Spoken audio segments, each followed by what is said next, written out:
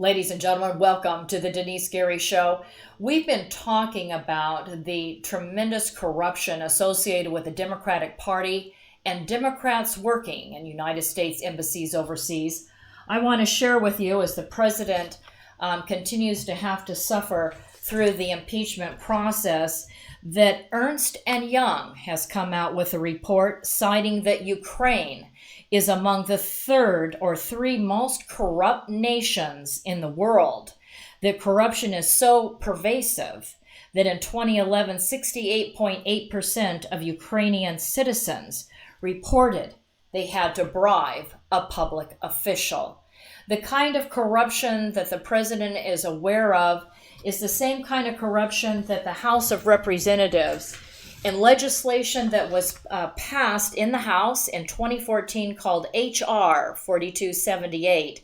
H.R. 4278 was a piece of legislation in which Congress actually encouraged the president, asking the president to crack down on corruption in Ukraine, asking the president, who was then President Barack Hussein Obama, asking Obama, encouraging Obama, language that was actually used in the legislation that was passed in the House, that's currently working to impeach the President of the United States, who loves this country so much that he's asking the Ukrainian government to cut back on the corruption, because after all, he knows it's American taxpayer dollars that are going to help go into this country, that military weaponry will go into this country. Again, he understands the importance of acting as a buffer, as a break, as a barrier against the spread of Russian hegemony in the region. But I think it's important to note that legislation was passed by some of these same Democrats, calling on a Democratic president to cut the kind, or work towards cutting the kind of corruption that existed specifically in the country of Ukraine.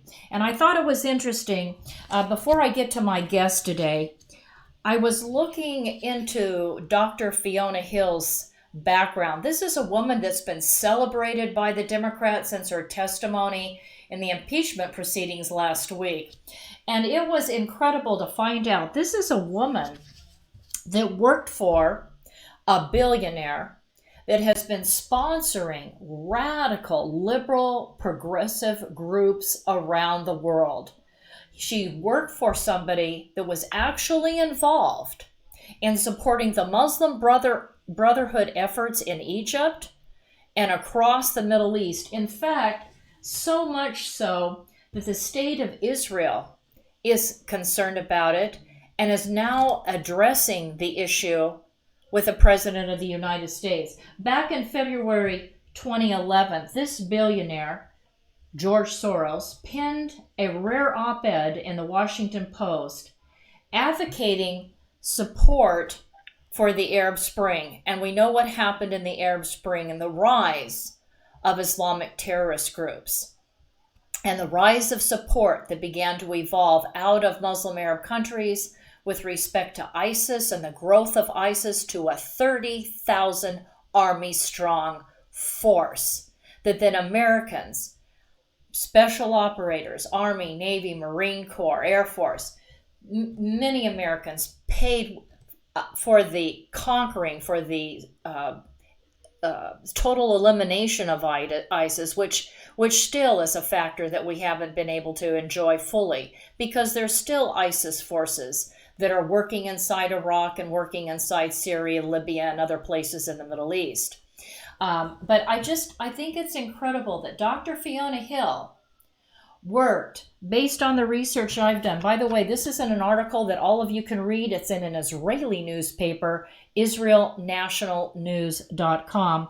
Apparently, Dr. Hill worked at Soros's Open Society Institute from 2000 to 2006 on Russian and European affairs. She then went on to work for a far-left organization called the Brookings Institute, and she furthermore worked with the author of the dossier by Christopher Steele. So this is a woman who worked to spy on the President of the United States. She was commissioned by opposition research firm Fusion GPS, paid for by Hillary Rodham Clinton's campaign and the Democratic National Committee. And somehow she went to work. H.R. McMaster worked with her in the NSC.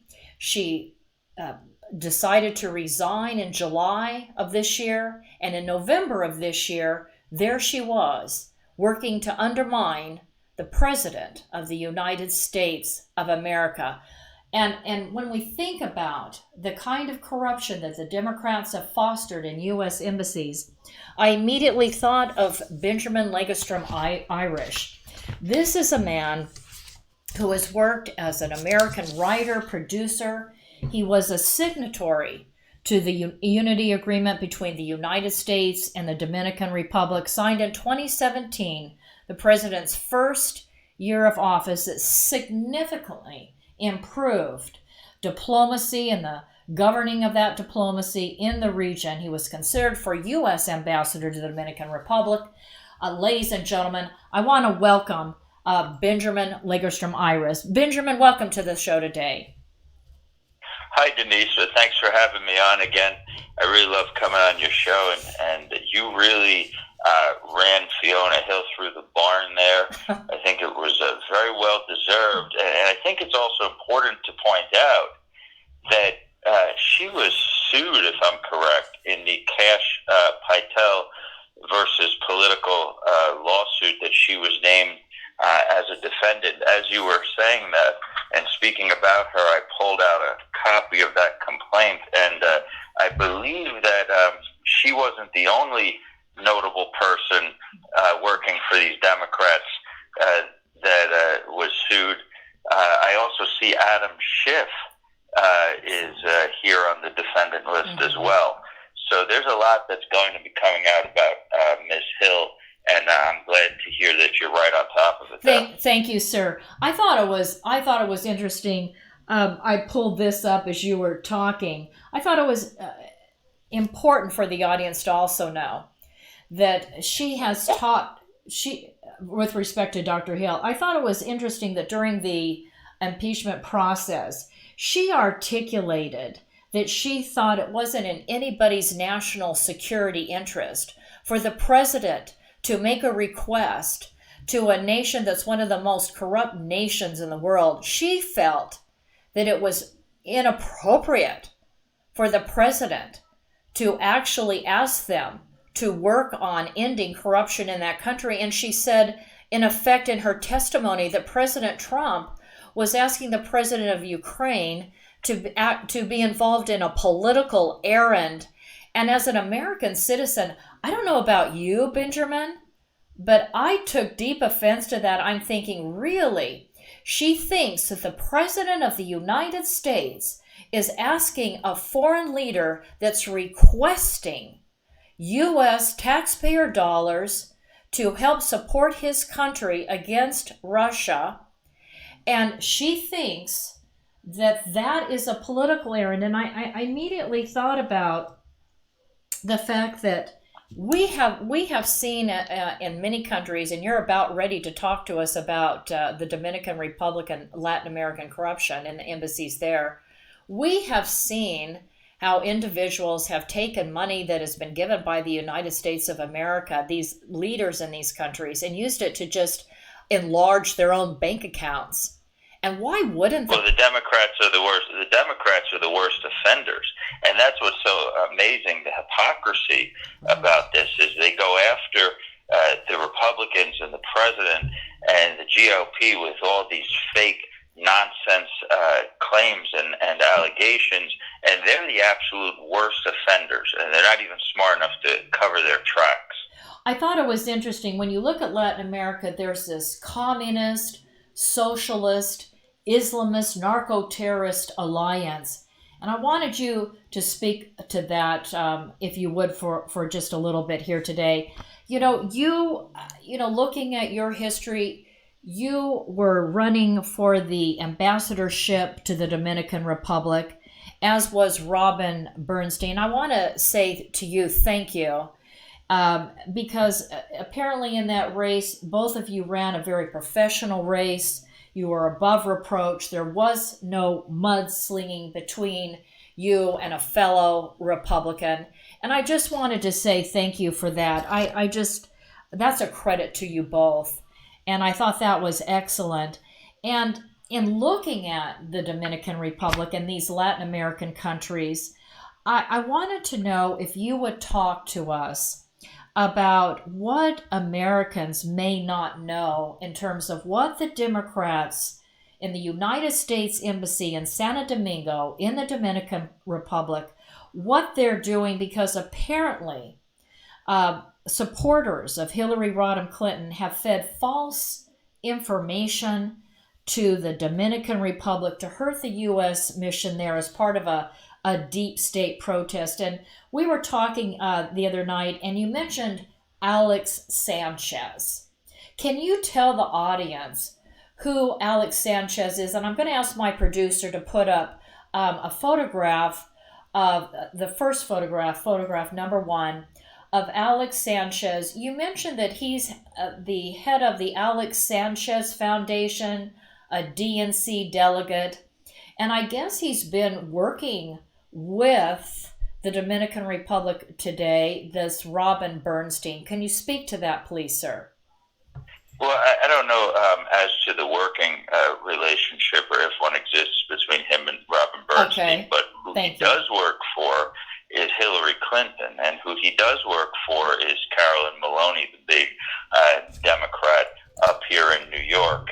And this is a perfect example, and Alex Sanchez is a perfect example of these Democrat infiltrators to the United States Republican Party, these people that work with and support communists. I mean, all you have to do is take a look on any of his websites or his Instagram or Facebook pages. I mean, the man quotes Jose Marte, Frida Kahlo, openly displays the Cuban flag. These are not the smartest of people, mind you, but nevertheless, this is a perfect example of the Democrat plan to infiltrate the Republican Party to throw elections. They like to put people in our party posing as Republicans, get them on local elections, run them as Republicans, and then spoil those campaigns on behalf of Democrats. So that's what Alex Sanchez's mission in the Dominican Republic is all about.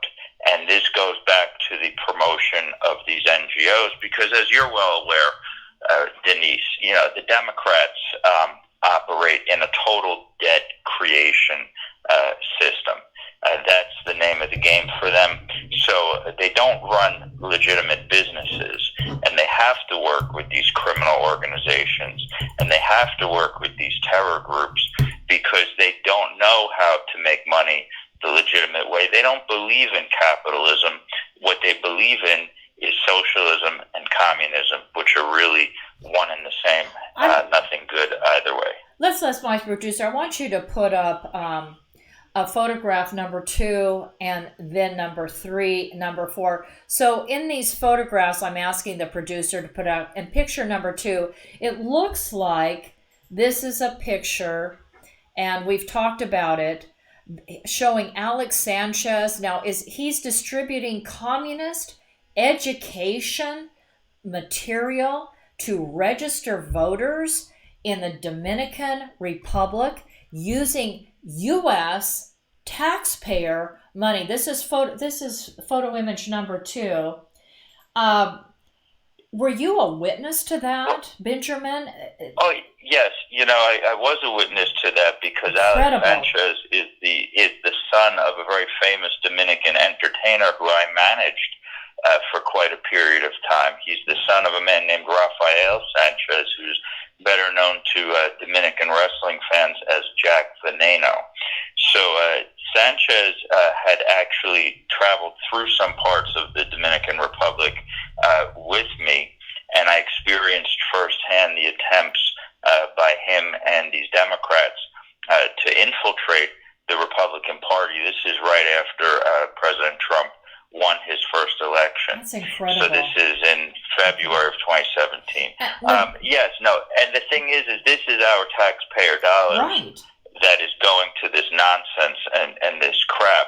And what they do is they fund these groups, these NGOs.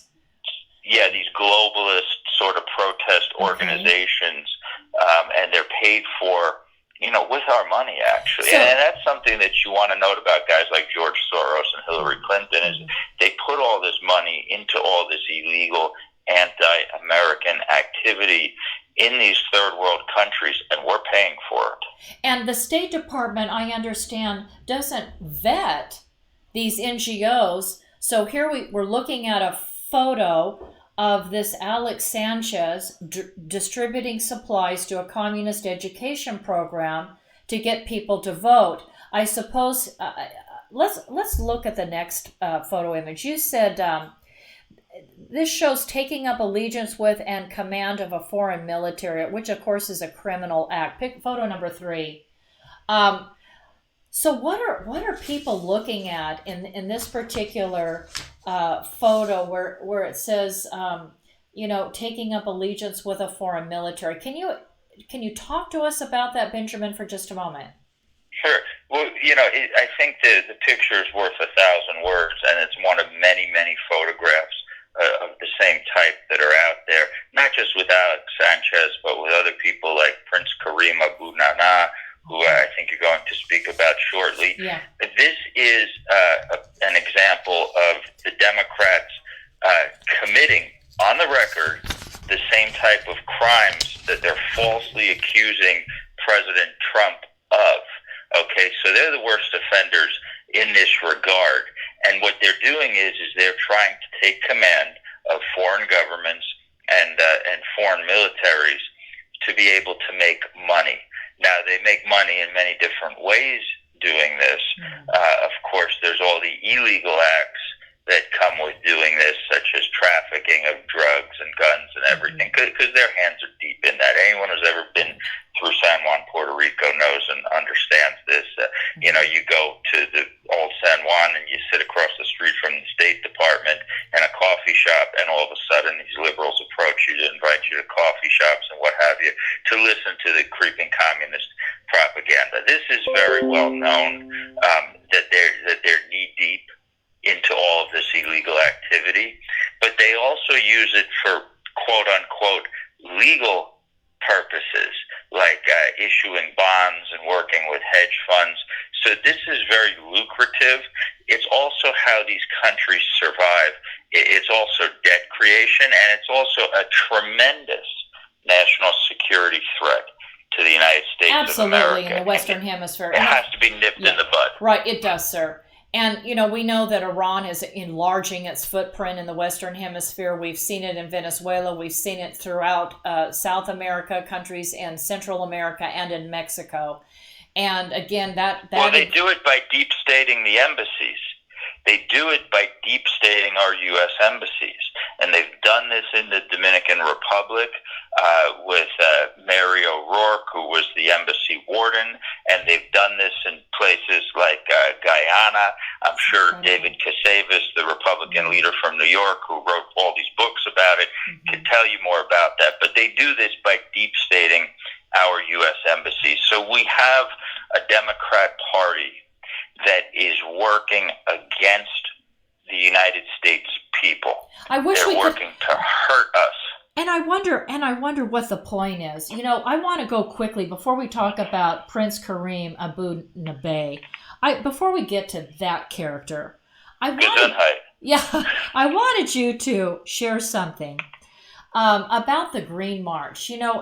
Why did Alex Sanchez? I don't really understand why somebody like the Sanchez and Hillary Rodham Clinton and individuals within the Democratic Party would want to promote socialism and communism to begin with. I don't even understand that, but and maybe you can speak to that. But I wanted to ask, there was a Green March that went on in the Dominican Republic in support of the communist ideology, which was in effect instigating a threat against U.S. national security interests.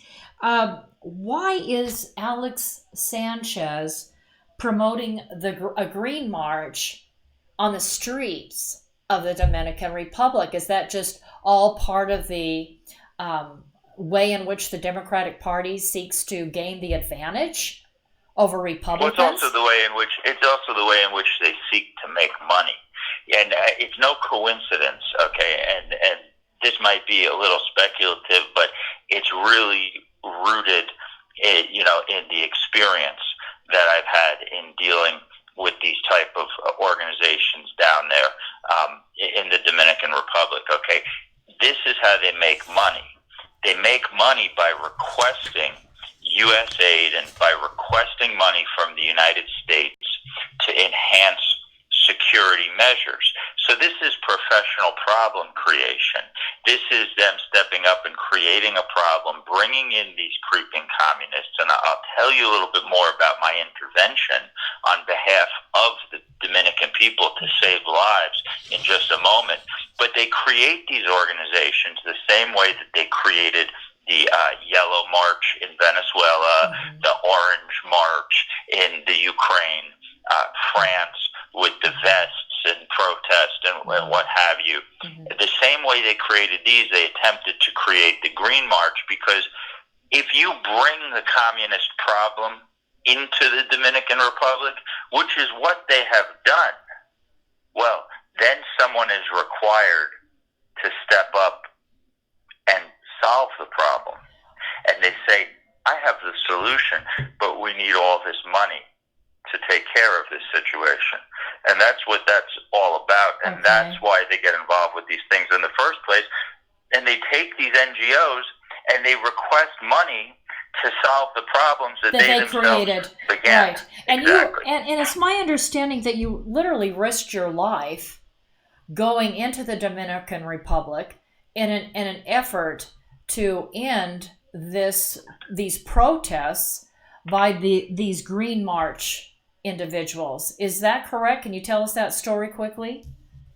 Yes, it is correct. And, I do it again because obviously my one life is not worth nearly as much as the 11 or 12 million people who are suffering in the Dominican Republic, who are going to bed at night with little more than a glass of water in their stomach. So I'm happy to go and to do those things. There was one of these Green March events in a place that's, they actually have like a desert area out there in the Dominican Republic, and you go through that, and it's incredibly hot.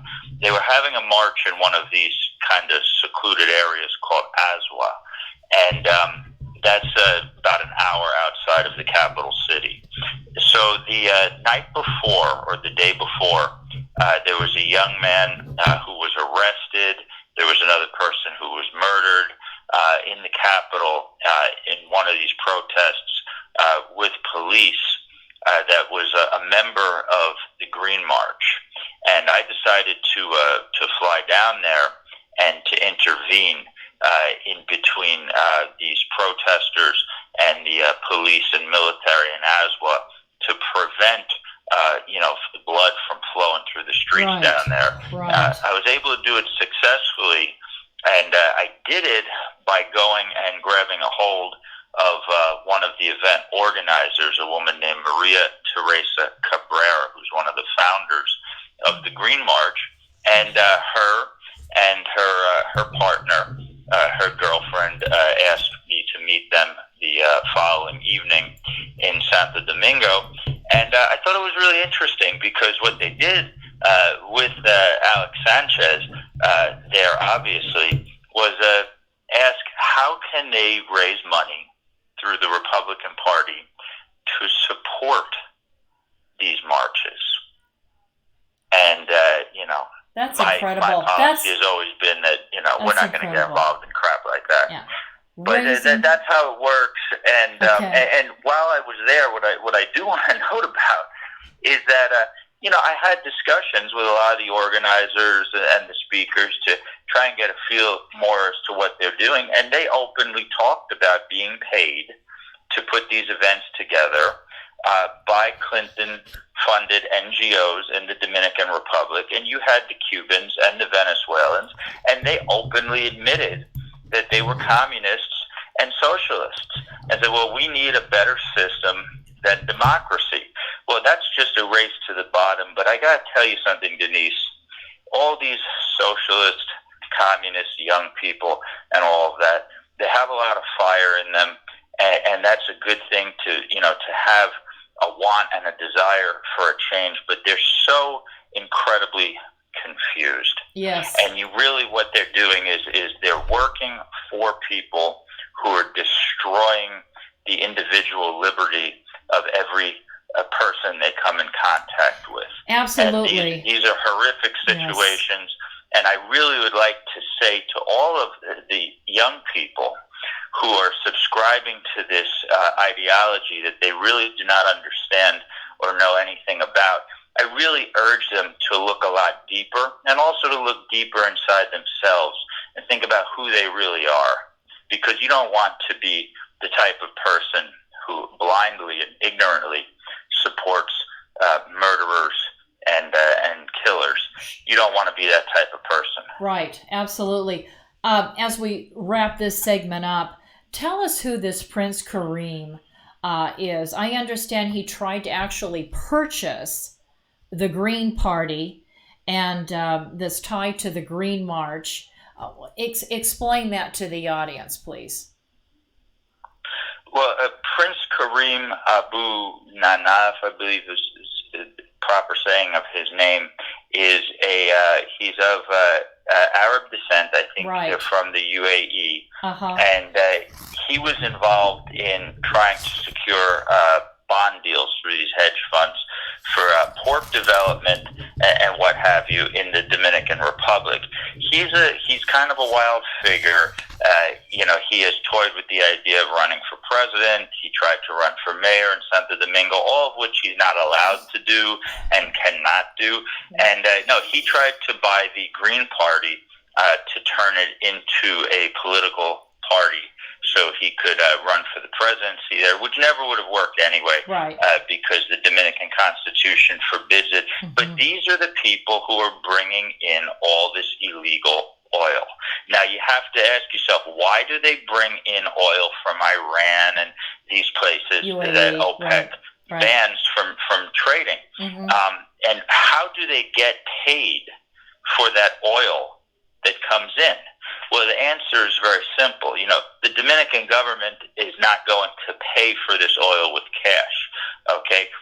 Oil distributors don't have the money to pay for this petroleum, so what do? Well, the same boat that comes in and delivers all this oil brings a lot of guns and drugs right out, and all those guns and all those drugs wind up in places, like Iran and Afghanistan and Syria. So what you have is that backdoor funding for gun running, gun running and drug distribution. And all those guns are manufactured in Caracas, Venezuela. So that's the route, and that's the trade, and that's how they do it. And that's what these people are involved in. So Prince Karim, upon information and belief, is a U.S. citizen. Okay? And here you have people like Alex Sanchez, who are U.S. citizens. And I want to note before we go off the air, you have this Alex Sanchez guy there taking all of these photographs, doing all this photo work of him in these luxurious situations with gold-plated silverware and these giant meals. I mean, they made me hungry taking a look at them, Denice. And this is a guy who's promoting socialism and communism and saying, well, I represent the poor people. We represent the poor people. This is one of Hillary Clinton's appointed DNC delegates doing this crap, and he's receiving social welfare here in New York. The hypocrisy is insane. Yes, never seen anything like it. But that's what these Democrats want to get on board with. That's what they want to represent. I want nothing to do with that. And I don't think anyone else does either. Benjamin Lagerstrom-Irish, thank you so much for this tremendous insight and analysis. I can't tell you, it's incredible. And the American people need to know this. The people in the Dominican Republic need to know it. And I certainly, I know the president loves the American people, loves this country, and certainly is going to be shocked. And I hope this message gets to the leadership in Washington. Benjamin, thank you so much for taking the time to get this message out today. We appreciate you. We appreciate all that you're doing. I hope you have a wonderful and blessed Thanksgiving. Thank you too, Denice. God bless you. Have a happy Thanksgiving to you and all your listeners. Thank you, sir. And very happy and very thankful to be on your show. Thank you, Have a sir. nice day. You too. Bye-bye. Ladies and gentlemen, we've got to go to a commercial break. I want to talk about a company called Anatase Products. Anatase Products right here in Kern County, and East Kern County is the hub of the space industry. Anatase Products is an organization that's run by a former Marine Corps officer, Scott Baker, a person who I hope the president meets one day. This is an individual that is providing the kinds of hardware that's needed for our major defense contractors and aerospace companies around the nation. Please contact Anatase Products, and again, you can do so. Go on your internet and check out Anatase, Anatase, Anatase Products in East Kern County. The president is Scott Baker, and tell him that you heard all about Anatase Products on the Denice Gary Show. Let's go to our Frugatti's commercial. Thank you, ladies and I gentlemen. want to tell you about a place I love to go, Frugatti's Italian Restaurant. Very few locations here provide seating outside in front of a fabulous water fountain with an atmosphere that is reminiscent to me of eating outdoors in Venice. This is real Italian food by real Italians. And what makes it even more so is owner Ralph Frugoletti, who nearly a quarter century ago brought a wood fire oven from Milan, Italy to make, like his mother, fresh homemade bread and pizzas. Moreover, Frugatti's restaurant offers you not only the very best in Southern Italian cooking, even importing the finest ingredients for authentic Italian food, including a fitness menu. After all, Ralph has represented the United States and Italy, competing in the Master Championship Games. He knows all the right food for good fitness, so check out the menu. After today's broadcast, run over to Frugatti's Italian Restaurant and Catering at 600 Coffee Road here in Bakersfield. And after a Friday, Saturday, or Sunday service, stop into Frugatti's for a great lunch. I'll see you there, and tell Mr. Ralph Frugoletti that Denice sent you. Salute. Buon appetito. Ladies and gentlemen, welcome back to the Denice Gary Show. I want to give out Anatase Products telephone number. It's 661 area code 822 6873, 661-822-6873. Scott Baker is the president. Again, they can do all kinds of things there at the at his company. He's a manufacturer of aircraft fasteners for, again, anything that flies, including those satellites that go around the world, and materials. He's got a materials testing laboratory, everything you need for your top secret or secret level jobs. Again, give Anatase Products a call. Thank you so much. Ladies and gentlemen, I want to wish all of you a wonderful Thanksgiving. I think about the pilgrims that came back in 1620, and the first Thanksgiving was in 1621, in which, together with Native Americans, the pilgrims from Great Britain celebrated and gave thanks to God for the abundance, for the food that they were able to enjoy there in that first Thanksgiving in November in 1621. Again, let's remember to tell the story of the importance of religious freedom in the United States of America that began in the New World in 1620 from people that had the guts and the courage to travel across the Atlantic Ocean in a little what I would consider, they call it a ship, but it looks more like a boat to me, and managed to get here. And thank God, gave God all the glory, all the thanks, and all the credit for being able to establish the kinds of tremendous freedom that all of us enjoy today. Ladies and gentlemen, again, happy Thanksgiving. Have a wonderful evening. We'll be right back with you tomorrow. Thank you.